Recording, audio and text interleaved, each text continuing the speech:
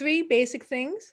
It's the deal, the team, and your goals are the three most important things I want you to consider before you invest in a deal, especially if it involves other people. I am Christina Suter, and this is the Real Estate Breakthrough Show, where we talk about the reality of real estate, the mindset you need in order to face the reality of what it is, and tips and tricks to get you moving forward in investing. I am your host, Christina Suter. So on this educational segment this week, I want to talk about three things you want to consider before you invest in a real estate deal. Three things that you want to consider before you invest in a real estate deal. Now, it sounds very simple, but I'm going to try to go deep enough that maybe you're going to want to take some notes. All right, the three things I want you to consider when you're considering doing a deal is the deal, the team, and your goals. So let me go through this in more detail. The deal itself, the team that is presenting the deal to you or that you're engaging with, and your goals. So this is really about when you do a deal with other people, whether it's a joint venture or whether it's a syndication deal or whether you're looking to lend money to a hard money to a flipper, you want to think about these three aspects of the deal. All right, first, I want you to cross-check the deal itself. It's really very simple. Return on equity, is it real?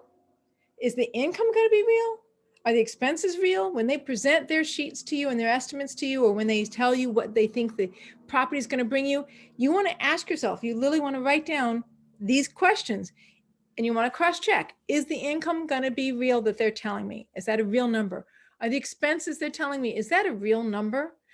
Is this going to be my actual return on my money? Is it really going to be an 8% cash on cash? Or is it really going to be a 4% cash on cash? And is there any projected growth in the deal that I want to consider? So what's my return on equity? Really good example is when you're buying an apartment building, which you could ask these questions about an apartment building. But again, this is about a joint venture as well. If you're going to buy an apartment building, you really do want to get confirmation that the income that they're stating is the income on the property is real. You want documentation confirming that. You want documentation confirming that the expenses that they've stated, the real estate agent has stated on the sheet that you're looking at, right? The deal analysis they're looking at, that those expenses are real and are complete. And once you figured that out, then you can really get a sense for what your actual cash flow, monthly cash flow might be. And is there going to be projected growth on the building? And again, maybe they say, hey, this area goes up by 5% every year, but you can also look that up. You can find out that information on the internet just as easily. For simplicity's sake, because this is about making it simple, you can go to Zillow and you can find out from Zillow how much Zillow thinks that that area is going to go up by. Or if it's a primary city, you can go to Fred. Fred is the St. Louis Federal Tax Reserve. Federal tax. So St. Louis Fed. So you go there and they will actually give you the chart on that city and what the historical appreciation has been. So you can look up the information. You don't have to just believe the person who's bringing you the deal. Location, location, location. The next thing under cross-checking the deal is the location.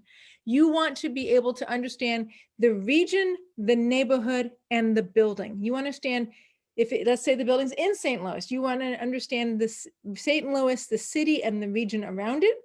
You want to understand the neighborhood that that building is in, a suburb of St. Louis. And you want to understand how the building fits inside of that neighborhood. Is it the best priced building? Is it the worst priced building? Is it got the most amount of deferred maintenance? Does it have the least amount of deferred maintenance? So let's go through that. Region, neighborhood, the building itself in relationship to the neighborhood. Does it have a graveyard next to it? Is it across a major highway? Is it next to a river? Is it next to an industrial park? So you want to get understanding of the building in relationship to its neighborhood, in relationship to the region. Now, city. When I'm talking about region, I'm also talking about city. St. Louis is the primary city that would be serving this suburb that this supposed apartment building I'm talking about lives in.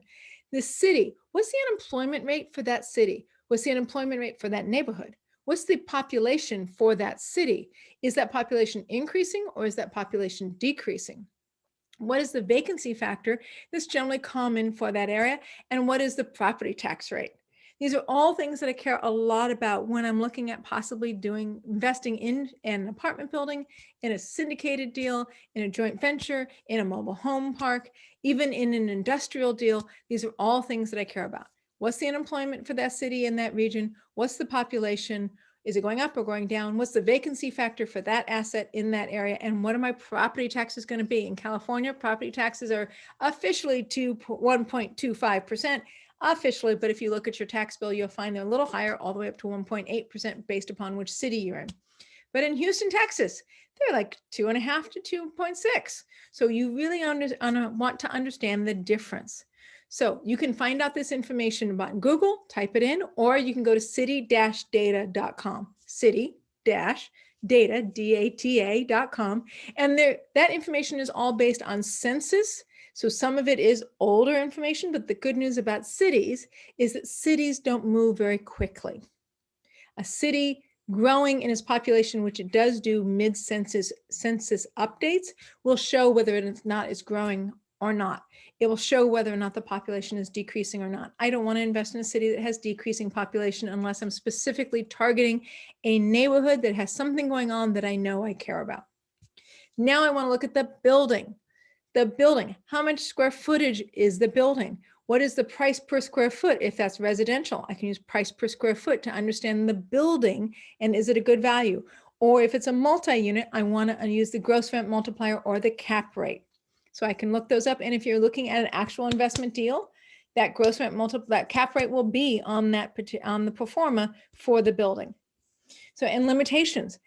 Every building, everything I've ever invested in has some kind of limitation. It doesn't mean I don't buy the deal. What matters is that limitation potentially to my advantage? So I've used this example multiple times, and I'm going to use it again. Back when I was a young investor, there was a gentleman whose name was Freeman, and he specialized in houses that were red tagged with foundation issues. That's a limitation. You can't get a loan on a house that's red tagged for foundations issues. Foundation is difficult. You have to jack the house up in order to fix the foundation issue or be able to dig underneath the house to be able to fix it. He specialized in that. His construction company knew what to do with it. So he bought his properties all cash. They were at a discount because not very many people would buy a property all cash. Most primary residence purchasers buy them with a loan in place. So he was able to buy them all cash, jack them up, fix the foundation, put them back down again, make them look pretty, because his partner's wife, girlfriend and then wife, was an interior designer, make them look pretty, and then sell them. And he was able to force the appreciation because it had a limitation he specialized in. So all of them have limitations. So look up the limitations and get excited about some of those limitations and how you could possibly use them to your advantage, or decide that is not a limitation that is right for you. I'm not good at doing foundations. I don't have a whole construction company that specializes in that. So I wouldn't buy those buildings, but he would. All right, so that is the deal. Now let's talk about the team. If you're going to get a team involved with this, a joint venture, a business partner for yourself, a team that you're buying the properties from, a turnkey provider, the management team, a syndication, right? A larger investment deal, a flipper. You want to understand the team that you're working with. So very simple. Google their name. This is not hard. Google their name. Google their company name. If you find their name or their company name associated with other names or other company names, Google other company names. If they've previously owned another company, Google that information. So it's really, once you get into it, it's a little like a detective. I really actually enjoy it because it's like, oh, well, BlackRock company is previously known as blah, blah, blah. Oh, really? Previously known as blah, blah, blah. Let's look up blah, blah, blah and see if there's anything about that company, positive or negative. So their name, any other partners you're working with, the company name, any other company names that come up underneath their name. Go to the Franchise Tax Board and confirm that their LLC or their S Corp is currently active and in good standing. And there is, in every state, there's a version of the Franchise Tax Board that will confirm if their company is in good standing or not. So that's a simpler piece. The next piece is I encourage you to do a background check. I use TLO. I've been using it for years, which is put out by TransUnion. and they do a background check. What is a background check? A background check is access to public records. This is not a credit check. You can do a credit check as well, but a background check is access to public records. If you have ever been gotten a judgment against you, that's a public record. If you've ever had an accident or you've been arrested for a misdemeanor, that's a public record. If you have a lien or foreclosure against you, that, which is a version of a judgment, that is public record. So there's lots of things you can find out about somebody based on public record. So do a background check. You don't have to use TLO like I do. You can pay for a background check. You type in background check, you'll find a whole bunch of ads for services where you pay for a background check, where they effectively use a TLO or they use their own skip tracing, and they find out the information that you want. It's worth it. $70, $60, $90.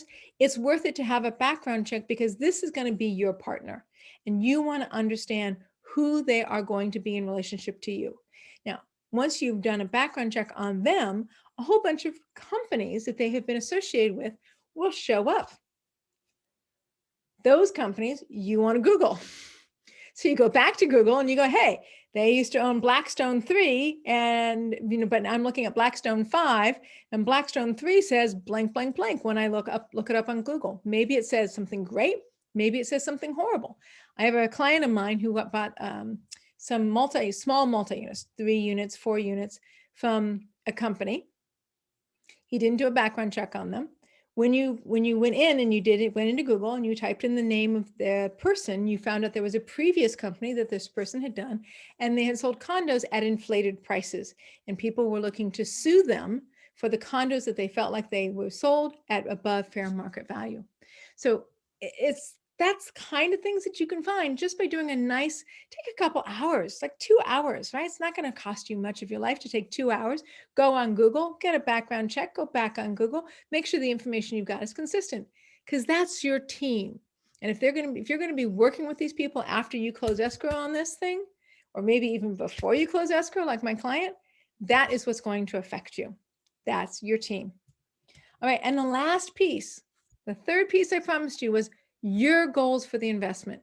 Really, sometimes this is the first piece, but I wanted to give you the nuts and bolts first. I want to give you the nuts and bolts and then cover your goals. Really, your goals decide if this is the right deal for you or not. What's the purpose of the investment inside of your portfolio?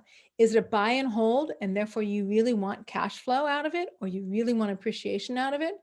Is it a value add, as in you're going to get maybe some cash flow or not get cash flow at all? You're going to do something to it, or your partnership's going to do something to it, and you're going to force value or add value to it, and then you're going to get your appreciation. Each investment has a purpose inside of your investment portfolio. I often divide up my portfolio into segments. I have a segment whose purpose is to cash flow. Those are my hard money loans. Their job is to bring me cash on cash, not to appreciate. I have buildings that I own, single families now, not apartment buildings. I have buildings I own whose job is to bring me cash flow, but also to bring me appreciation, because they are an asset that will be appreciating over time, which I have forced value into because I have rehabbed them. So that's an important thing to consider. Your portfolio divided up into pieces, and does this investment fit into the purpose inside of your portfolio? If you're close to retiring and all you want is cash flow and you don't care a lot about appreciation, then don't buy a deal that's going to be all appreciation in 25 years from now. That's not going to serve your retirement. That doesn't serve your goal for your portfolio. So cross-check your goals, the purpose of this investment. That's one. And that's one of the things under your goals. Another is timelines, yours and theirs. Like if you want to retire in the next 3 years, you don't want to wait 25 years before they pay you out. You want 3 years before they pay you out. So if their timeline is 10 or 25 and your timeline is 3, that's not a good investment for your portfolio. Doesn't mean it's not a good investment, but it's not a good investment for you and your goals. Also, your target return on equity. I've talked about this in a couple of shows in the past. Your target return on equity is your North Star. It makes you asset agnostic because you're really focusing on what is the growth I want inside of my portfolio. If that target return on equity and the entire project isn't going to fit what your return on equity target is, then maybe this deal isn't for you Or if it adds something specific to your portfolio, maybe you'll make a concession, right? But you want to compare it against your target return on investment. Time and effort. If you're a doctor and you're in the middle of working 4 days a week, 5 days a week, 6 days a week, or you run your own business and you work 5 or 6 days a week, you probably don't want to be a flipper. It probably will take too much time and effort for you to make sure that that project is successful. Or if you live in California and you're that busy doctor and you own a multi-unit, a 200 unit in Texas, you probably want to make sure you have a property management company in place, because you cannot be able to run the 200 unit apartment building from California that is in Texas very successfully.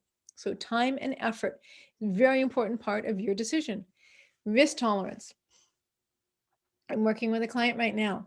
The preference that this client has is to invest in something, a syndication that has multiple assets inside of the syndication, so their risk is diversified. They're not interested in investing in a single asset.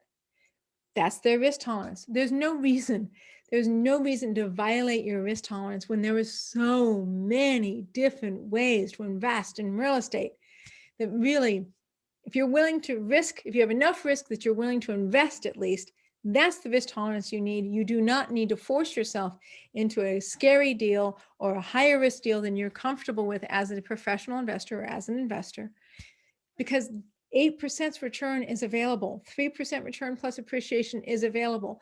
Owning a house directly is available. Buying a house turnkey with a property management in place is available. So many ways to invest: multi-units, storage units, mobile home parks, industrial buildings. There's not a lot of reason to violate your risk tolerance to get something. And finally, you want to make sure that you feel like there's some exit strategies for you as the investor, and that they have exit strategies for them as the owners on the property. So you want to make sure, if you're going to buy it direct, that you know what you're going to do with that building when it's done. And hopefully you have multiple versions, because markets move. They go up and they go down. And sometimes our best laid plans don't go the way we want them to go. So you want to understand, if I have to hold it for 20 years, what does that look like? My purpose or desire is to sell it in 5. What does that look like? That's 2 different exit strategies. I can hold it for 20, but I can sell it in 5. So those are the type of things I want you to cross-check. So there was 3 basic things. It's the deal, the team, and your goals are the 3 most important things I want you to consider before you invest in a deal, especially if it involves other people. My name is Christina Suter. This is the Real Estate Breakthrough Show. You can find out a lot more information at christinasuter.com, Christina Suter YouTube, and FIBI Pasadena, which is my real estate meeting, at YouTube. There are tons of videos with free information for you, as well as, of course, this podcast, which is on iHeartRadio, Spotify, and a variety of other platforms. All my information is available to you for free across all these platforms to help you grow as an investor. Thank you so much.